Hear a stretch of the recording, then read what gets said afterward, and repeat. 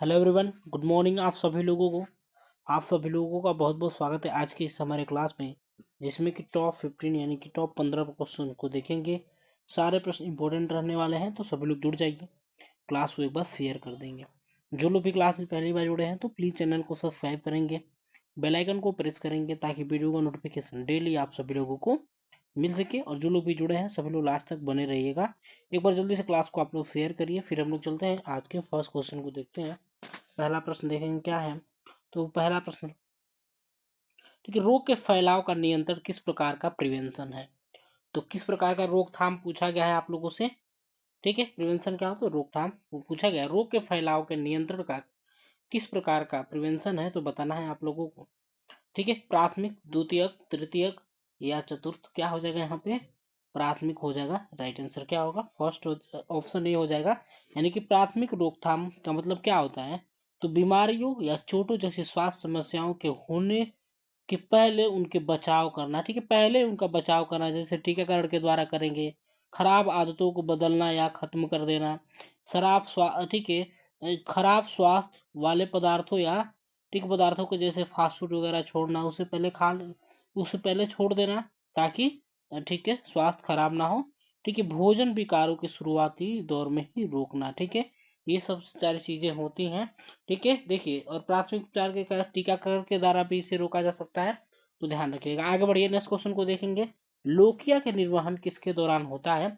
Lochia का निर्वहन, ठीक है, तो कब होता है, महामारी महामारी, गर्भावस्था, प्रसव काल या स्तनपान। तो क्या हो जाएगा इसका राइट आंसर, ऑप्शन सी हो जाएगा दोस्तों। यानी कि देखिए, लोकिया प्रसव के बाद योनि से होने वाला रक्तस्राव होता है। क्या होता है, लोकिया जो है प्रसव जब हो जाता है उसके बाद योनि से होने वाला रक्तस्राव होता है।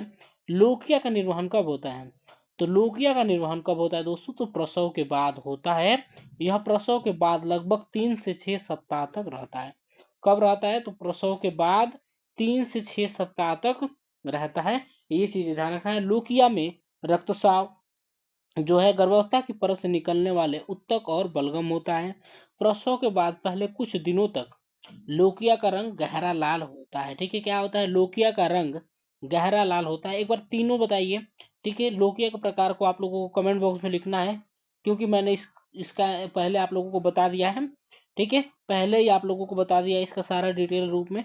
तो एक बार कमेंट बॉक्स में सभी लोग लिखेंगे लोकिया के बारे में फुल डिटेल। देखिए, लोकिया में कुछ छोटे ठीक है, क्या होते हैं, कुछ छोटे रक्त के थक्के जो बेर से बड़े नहीं होते हैं, सामान्य होते हैं। ठीक है, देखिए क्या होता है, लोकिया में वृद्धि ठीक है सुबह उठते समय शारीरिक रूप से सक्रिय होने पर या स्तनपान कराने में महसूस हो सकता है। देखिए, ऑप्शन क्या आ जाएगा आप लोगों का, सी हो जाएगा। लोकिया का निर्माण किसके दौरान, तो प्रसूतर काल के दौरान होगा, यानी कि प्रसव के बाद। आगे बढ़िए, बताएंगे। ठीक है, एक बार बताइए, गर्भावस्था में सर्वाधिक प्रचलित वाल्वुलर रोग। ठीक है, तो यहाँ पे वाल्वुलर रोग पूछा गया आप लोगों से, तो सभी लोग जल्दी से बताएंगे। ठीक है, तो क्या हो जाएगा यहाँ पे राइट आंसर, आप लोगों का राइट आंसर हो जाएगा क्या, ठीक है, ऑप्शन हो जाएगा बी, यानी कि माइट्रल वाल्व का संकुचन। ठीक है, क्या होता है यहाँ पे, माइट्रल वाल्व का संकुचन और महाधमनी वाल्व में हो जाएगा यहाँ पे। तो यहाँ पे क्या हो जाएगा, सबसे ज्यादा समस्याएं होती है कब, तो वाल्वुलर रोग में सबसे ज्यादा समस्याएं माइट्रल वाल्व का संकुचन हो जाएगा यहाँ पे राइट आंसर। ठीक है, ये देखिएगा। ठीक है, चलिए आगे बढ़िए। देखिए, यहाँ पे माइट्रल वाल्व क्या होता है, तो माइट्रल अपर्याप्तता। ठीक है, तो माइट्रल वाल्व हो जाएगा यहाँ पे ऑप्शन बी राइट आंसर हो जाएगा। चलिए फोर्थ नंबर को देखिए, बताइए, गर्भ समापन अधिनियम। ठीक है, तो सभी लोगों को बताना है, एमटीपी के बारे में बताएंगे। ठीक है, सभी लोग बताएंगे एमटीपी एक्ट कब किस वर्ष पारित किया गया था, तो सभी लोग फोर्थ का आंसर करिए। ठीक है, और एमटीपी का फुल फॉर्म कमेंट बॉक्स में सभी लोग बताएंगे, क्योंकि आसान है, काफी आसान है। गर्भ समापन अधिनियम। ठीक है, बताइए सभी लोग क्या हो जाएगा, तो फटाफट से आंसर करिए, क्या हो जाएगा, कब हुआ था, तो ये हुआ था ऑप्शन बी हो जाएगा, यानी कि 1971 में। तो कब इसे, तो अगस्त 10 अगस्त को, ठीक है, 10 अगस्त को, 10 अगस्त 1971 को इसे पारित किया गया था। ठीक है, यह अधिनियम संख्या कितना 34 था। इस कानून के तहत क्या होगा, कुछ खास परिस्थितियों में महिलाएं सरकारी अस्पताल या सामान्य से सरकार से मान्यता प्राप्त किसी भी अस्पताल में गर्भपात करा सकती है।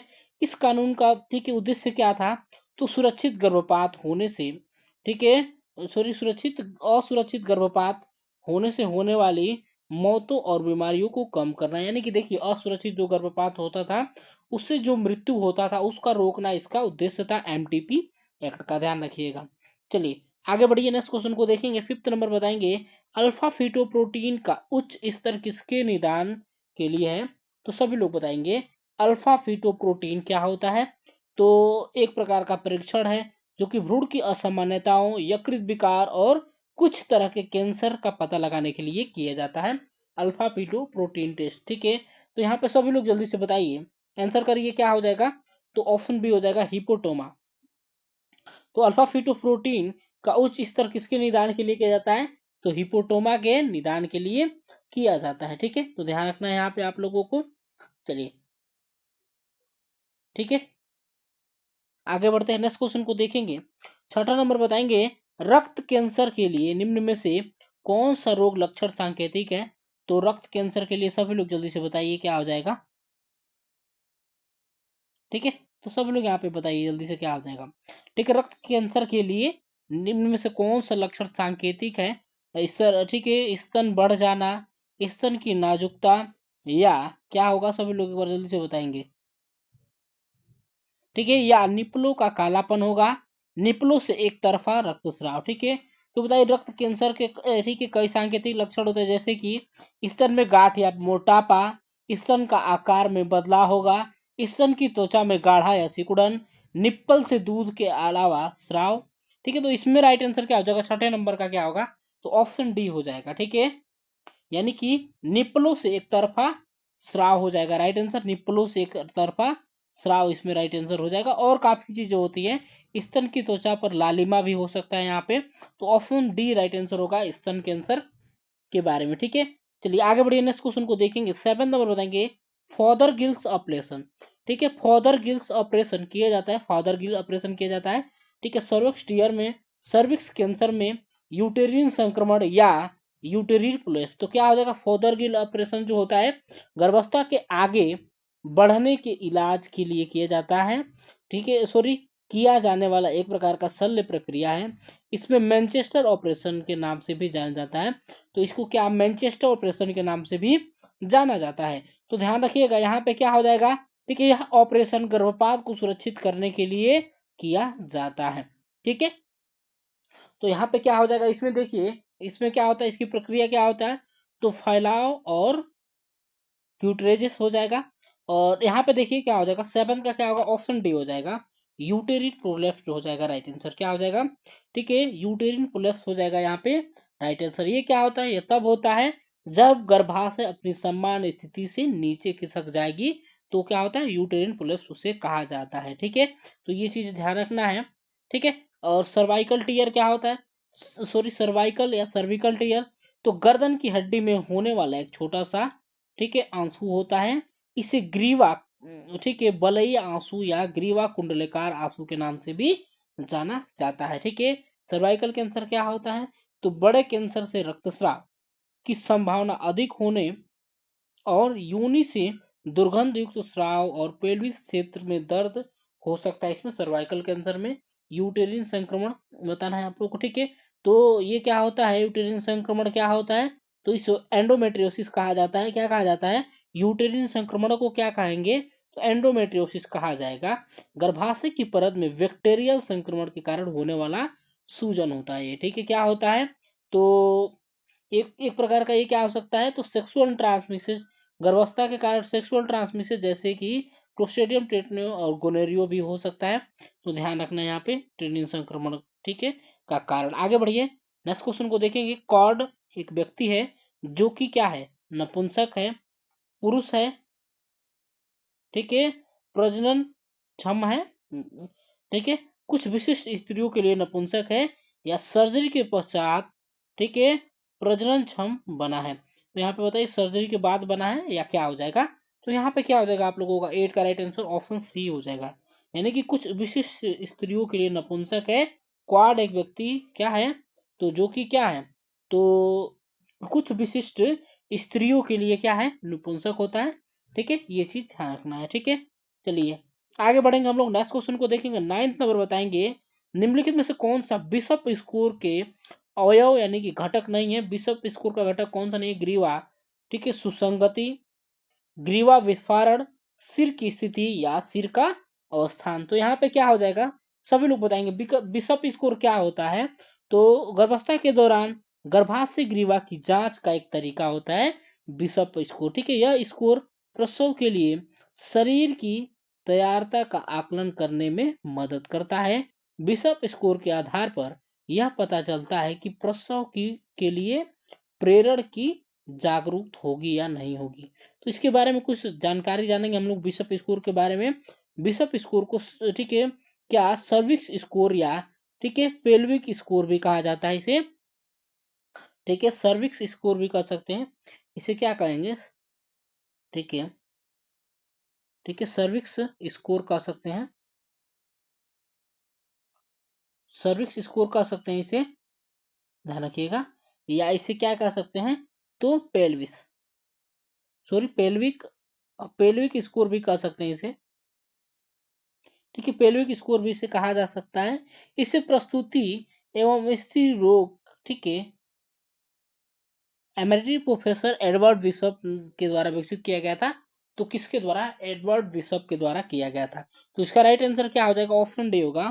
ठीक है, सिर का अवस्थान हो जाएगा बिशप स्कोर का घटक, कौन सा नहीं है। तो बिशप स्कोर में 0 से 13 तक होता है। ठीक है, ज्यादा से ज्यादा स्कोर क्या होता है, 13 होता है, जिसका मतलब है कि प्रसव जल्दी होने की संभावना होती है। ठीक है, तो ये चीजें ध्यान रखना है। और कम से कम स्कोर होने पे क्या होगा, सी सेक्शन यानी सीजेरियन सेक्शन के संभावनाएं बढ़ जाती हैं। तो ध्यान रखिएगा। चलिए आगे बढ़ेंगे, नेक्स्ट क्वेश्चन को देखेंगे। निम्नलिखित में से कौन सा ईसीटी के लिए संकेत है। ठीक है, इलेक्ट्रोकार्डियो, ठीक है, ईसीटी के बारे में सभी लोग बताएंगे। ठीक है, ठीक है, क्या है, तो इलेक्ट्रोकन्वल्सिव थेरेपी के बारे में बताइए सभी लोग जल्दी से, क्या हो जाएगा। ठीक है, तो संकेत, आत्महत्या के खतरे के साथ गंभीर अवसाद, गंभीर उन्माद, ठीक है, और तार्किक भय या बातोन्माद। तो यहाँ पे सभी लोग बताएंगे 10th का क्या हो जाएगा दोस्तों। तो ईसीटी के कई कई सारे संकेत होते हैं, जैसे कि गंभीर अवसाद हो जाएगा, ठीक है, दीर्घ विकार हो जाएगा, ठीक है, सिजोफ्रेमिया होगा, सिजोफेक्टिक डिसऑर्डर होगा, ठीक है, कई सारी चीजें होगा, जैसे कि क्रोनिक भ्रम या मति भ्रम जिसे कहेंगे डिल्यूजन।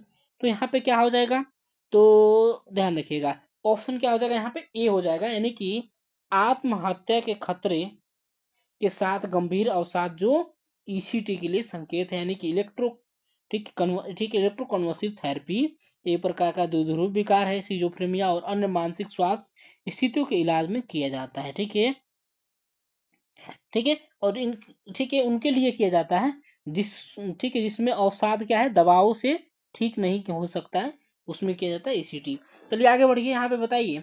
ठीक है, मनोरोग विज्ञान में प्रयुक्त अवसाद यानी कि डिप्रेशन की सबसे सटीक परिभाषा, मनोरोग विज्ञान में प्रयुक्त अवसाद यानी कि डिप्रेशन की सबसे सटीक परिभाषा है, किसी प्रिय वस्तु के खोने की प्रतिक्रिया में मनोदशा में गड़बड़, ठीक है, भावनात्मक आवेगों पर नियंत्रण की पूर्ण हानि, निर्णय लेने या कार्य करने में असमर्थता, या निराशा के परिणाम स्वरूप मनोदशा में गड़बड़। तो यहाँ पे 11th का क्या हो जाएगा, 11वें का सभी लोग जल्दी से आंसर करिए, और एक बार क्लास को सभी लोग शेयर करेंगे। जो लोग भी क्लास में लास्ट में जुड़े हैं ना, बाद में जुड़े हैं, तो जितने भी प्रश्न आपके छूटे हुए हैं तो उसको आप लोग शुरू से जाके देखिएगा। ठीक है, और देखिए ये हमारा पार्ट नंबर 17 होगा। इससे पहले 16 पार्ट, मतलब 15-15 क्वेश्चन के 16 पार्ट आपके हो चुके हैं, तो उसको आप लोग देखिएगा। ठीक है, उसको आप लोग जरूरी से जाके देखिएगा। और यहाँ पे 11वें का सभी लोग आंसर करिए, क्या हो जाएगा। तो यहाँ पे होगा आप लोगों का ऑप्शन ए हो जाएगा, यानी कि किसी प्रिय वस्तु के खोने की प्रतिक्रिया में मनोदशा में गड़बड़ जिसे क्या कहेंगे, डिप्रेशन कहेंगे। ठीक है, डिप्रेशन कहेंगे, ध्यान रखिएगा। चलिए, तो क्या हो जाएगा, डिप्रेशन उसे कहा जाता है किसी प्रिय वस्तु, मान लीजिए कि कोई भी आपका बहुत प्रिय है, ठीक है, और मान लीजिए वो आपको छोड़ दे रहा है, ठीक है, ऐसी कुछ चीजें होती है। आजकल के जमाने में देखा होगा, ब्रेकअप वगैरह वाला सुना होगा आपने, तो उसमें ज्यादातर डिप्रेशन की संभावनाएं रहती है। ठीक है, ये चीजें ध्यान रखना है। ठीक है, चलिए आगे बढ़े, 12th नंबर को देखेंगे। हेलोपेरिडोल का मुख्य दुष्प्रभाव आप लोगों को बताना है। ठीक है, हेलोपेरिडोल का, ठीक है, मुख्य दुष्प्रभाव क्या है, ठीक है, तो सभी लोग जल्दी से बताएंगे। उन्नीदापन है, शुष्क मुख है, पिरामिड बाह्य प्रतिक्रिया है, या क्षुधा नाश है। तो सभी लोग एनोरेक्सिया जिसे कहेंगे। सभी लोग एक बार आंसर करिए। 12th का क्या हो जाएगा, 12वें नंबर का बताइए। ठीक है, 12th का सभी लोग आंसर करिए। ठीक है, हेलोपेरिडोल क्या होता है, तो यह कुछ ऐसी स्थितियों के उपचार करता है जो गति को प्रभावित कर, जैसे कि गंभीर, ठीक है, टरेट सिंड्रोम में करता है ये। ठीक है, इसको यूज किया जाता है। तो यहाँ पे क्या हो जाएगा, ऑप्शन क्या हो जाएगा 12 का, ऑप्शन सी हो जाएगा, यानी कि पिरामिड। क्या होगा, पिरामिड बाह्य प्रतिक्रिया हो जाएगा। क्या हो जाएगा, पिरामिड बाह्य प्रतिक्रिया हो जाएगा। हेलोपेरिडोल का मुख्य दुष्प्रभाव क्या होता है, तो ऑप्शन सी आप लोगों का राइट आंसर हो जाएगा। ठीक है, आगे बढ़िए। 13 नंबर को देखेंगे। काल्पनिक अनुभूतियां कहलाती हैं। काल्पनिक अनुभूतियां मिथ्या विश्वास, मिथ्या बोध, भ्रम यानी कि इल्यूजन, जादुई सोच यानी कि मैजिकल थिंकिंग जो होता है ना, जादू टोना वाला सोच कर रहे हैं। काल्पनिक अनुभूतियां यानी कि अपने मन से कुछ भी बनाते रहना, दिमाग में कुछ भी चीजें, ठीक है, सोचते रहना। ठीक है, उसे कहेंगे काल्पनिक अनुभूति, यानी कि कल्पना करना किसी चीज के बारे में जो कि वास्तविकता है नहीं। ठीक है, जो कि वास्तविकता है नहीं उसके बारे में सोचते रहना, उसे कहा जाता है। यहाँ पे बताइए 13 का क्या हो जाएगा, ऑप्शन बी हो जाएगा, मिथ्या बोध हो जाएगा। क्या हो जाएगा, ऑप्शन बी हो जाएगा, यानी कि मिथ्या बोध, यानी कि हेलुसिनेशन जिसे कहते हैं। ठीक है, यानी कि वास्तविक में है नहीं, उसकी कल्पना करना। यानी कि देखिए, आपके पास जो चीज नहीं है उसकी कल्पना करना कि मैं यहाँ चला जाऊंगा, ठीक है, मैं जाके चांद पे घर बना लूंगा अपना चांद में। ठीक है, ये होता है काल्पनिक अनुभूतियां, यानी कि कल्पना करना किसी चीज का। तो ऑप्शन बी हो जाएगा, उसे मिथ्या बोध कहेंगे। आगे बढ़िए, एनोरेक्सिया नर्वोसा के बारे में बताइए। एनोरेक्सिया नर्वोसा सबसे गंभीर जटिलता है। तो मृत्यु का जोखिम इसमें होता है, सहवर्ती अवसाद होता है, कमजोर पारिवारिक संबंध, ये गलत है, सामाजिक पृथक्करण, ये भी गलत है। क्या हो जाएगा यहाँ पे आपका, ऑप्शन ए हो जाएगा। ठीक है, मृत्यु का अधिक जोखिम। क्या, तो मृत्यु का अधिक जोखिम हो जाएगा ना एनोरेक्सिया नर्वोसा में। तो इसमें क्या होता है, एनोरेक्सिया नर्वोसा के बारे में समझेंगे। तो ये क्या है, तो इसमें व्यक्ति जो होता है, खाने पीने का एक विकार है जिसमें दुबले होने की, ठीक है, अनियंत्रित इच्छा, शरीर की विकृति छवि, मोटापे की चरम भय, और भोजन के सेवन में कमी, यानी कि भोजन कम खाना, मोटा होने के डर से कम खाना, जिसके कारण शारीरिक वजन उल्लेखनीय रूप से कम हो जाता है। ठीक है, तो इसमें क्या होता है, तो मृत्यु का अधिक जोखिम रहता है एनोरेक्सिया नर्वोसा में। यानी कि खाने से बात किया जाए ना तो समझिए कि एनोरेक्सिया नर्वोसा है। आगे बढ़िए, लास्ट क्वेश्चन को देखेंगे। मरीज की अभिमुखता एवं स्मरण क्षमता के आकलन की जांच कौन सी है, यहाँ पे सभी लोग बताएंगे। मरीज की अभिमुखता एवं स्मरण क्षमता के आकलन के लिए जांच कौन सा है। ठीक है, तो सभी लोग यहाँ पे बताएंगे, वेक डिप्रेशन इन्वेंट्री, ठीक है, थीमेटिक एप्रिसिएशन टेस्ट, या मिनी मेंटल टेस्ट एग्जामिनेशन, या मिलियन क्लिनिकल मल्टी एक्लियम, ठीक है, सॉरी, क्या मल्टी एक्सियम इन्वेंट्री। तो यहाँ पे क्या हो जाएगा, 15 का क्या होगा, ऑप्शन बी हो जाएगा, यानी कि क्या होगा, तो थीमेटिक एप्रिसिएशन टेस्ट हो जाएगा राइट आंसर आप लोगों का। यानी कि मरीज की अभिमुखता, यानी कि ओरिएंटेशन एवं स्मरण क्षमता, यानी कि याद करने की क्षमता का जांच करना क्या कहलाता है, तो थीमेटिक एप्रिसिएशन टेस्ट उसे कहा जा सकता है। ठीक है, चलिए, तो आगे बढ़िए।